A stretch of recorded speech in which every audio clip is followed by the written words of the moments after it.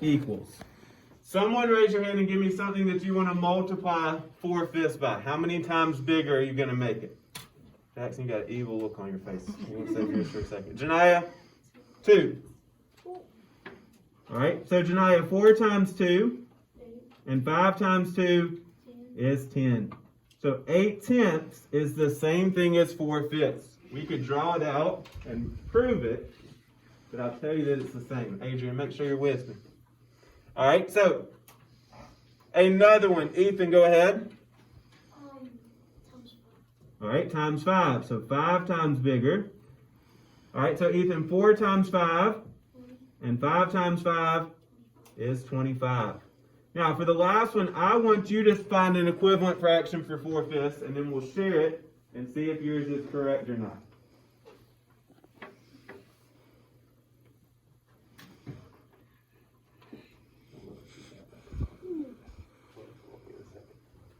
Now, it's got to be the same thing as 4/5, so you've got to be able to prove it.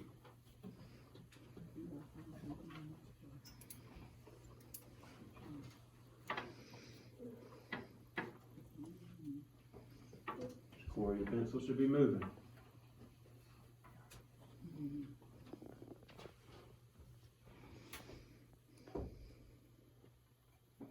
Now, someone raise your hand and tell me, that last fraction that I just wrote down, 12/20, is that an equivalent fraction for 4/5? Isabella? No. All right, why not? Because you multiply the bottom 5 times 4 and you multiply the top by 4. Very good. So I have to choose the same thing on top and bottom. I can't multiply by 2 different things. So that's not equivalent. If I drew that out, they wouldn't take up the same amount of space. So Jackson, tell me your last one that you put. 10. Now what's your fraction? 4 over 50. 4/50? 40 over 50. 40/50. So Jackson is correct because he multiplied the top and the bottom by 10. Did you have to use 10? No. Okay, so as long as you did the same thing on top and bottom, you are correct. All right, let's jump up to number 5. Before we solve number 5, I want you to put a decimal and 3 lines.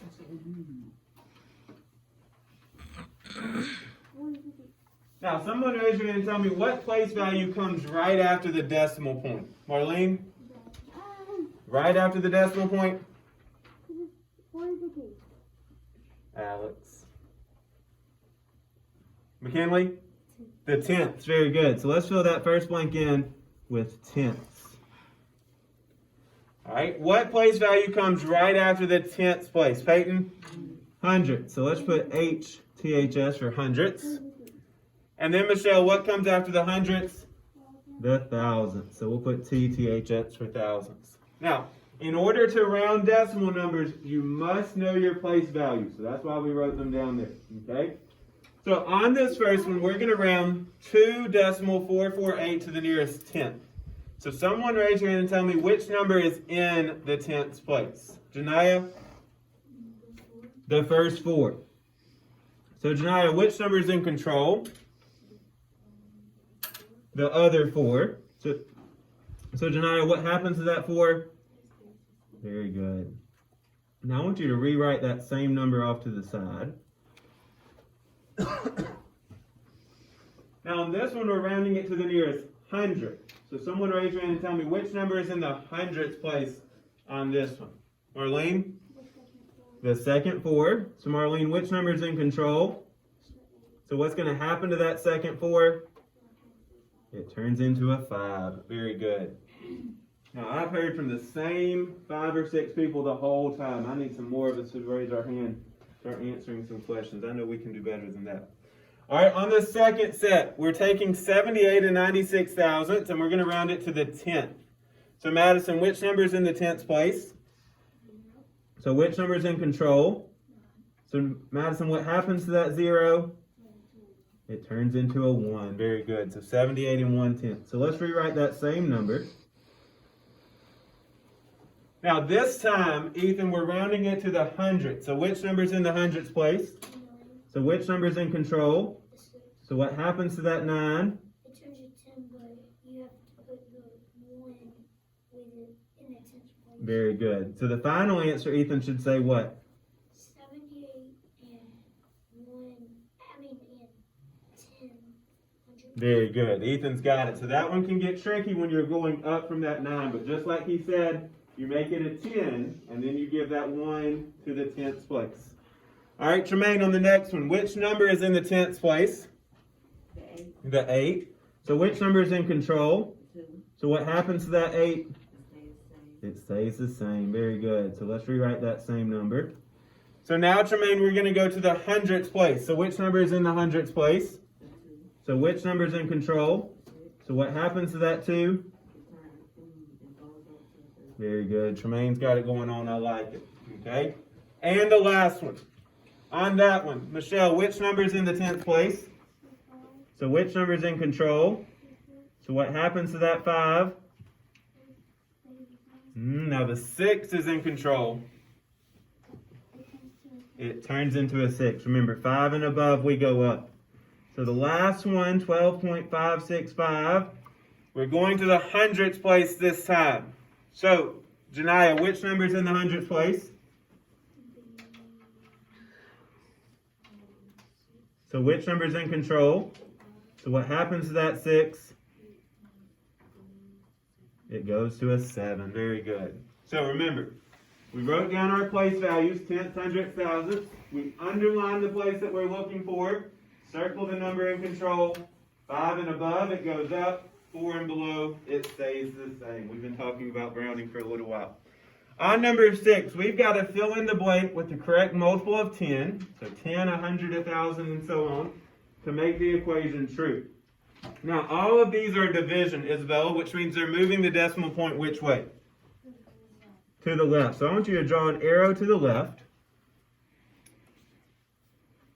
Now, Ja'Cory, on this one, they started with 45.2, and they finished with the decimal in front of the 4.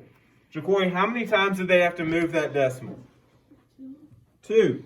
So one time would be in front of the 5. The second time would be in front of the 4.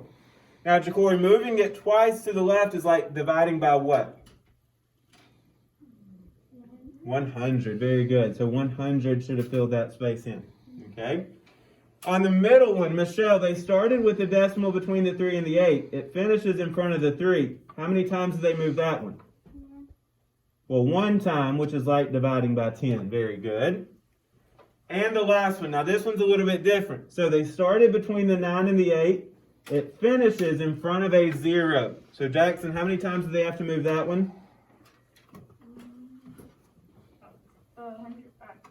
2 times. One time to get in front of the 9. Second time to add the 0. And, Jackson, that's like dividing by 100. Very good. All right, last two, number 7 and number 8. Now, I'm going to show you what you can't do. Okay, Adrian? You've got 5 minutes off our snack time for our mask. You've got to keep that up for the people around you. What you can't do is you cannot say 4 plus 2 is 6, 9 plus 3 is 12, and say I'm done. It would be super nice if it were that easy. Okay? But we've talked about this in the past. Someone raise your hand and tell me, to add and subtract fractions, we must have a what? Ethan? The same denominator. So down here at the bottom, I want you to write a couple notes down with me. So I want you to put to add or subtract fractions,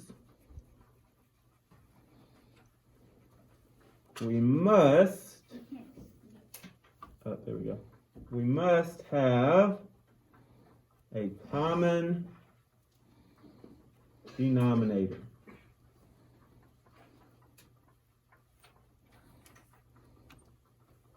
Now, when I say common denominator, that means I have to have the same number on bottom. So right now, it's not the same. One's a 3 and one's a 9. I can't add those together.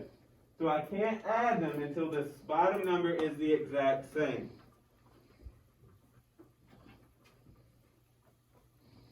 So jot that note down real quick.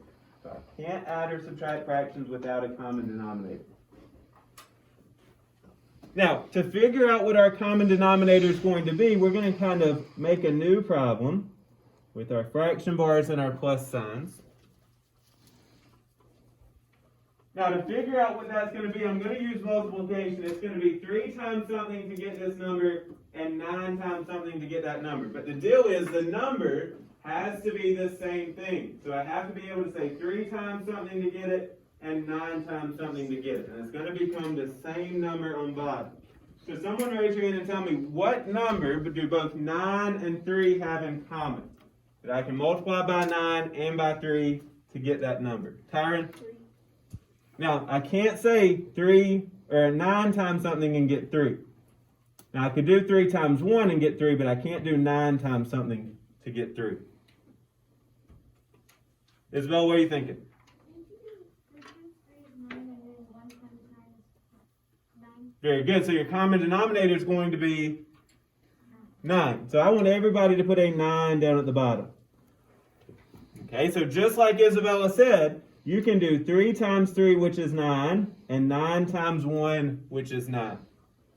So you've got to figure out which number both of those could create. Now, is 9 the only thing? No, you could do 18, 27, you can keep going. Here's a hint, though. You always want to try to choose the lowest. Okay, now if you're on your test, you choose not the lowest, it'll be fine.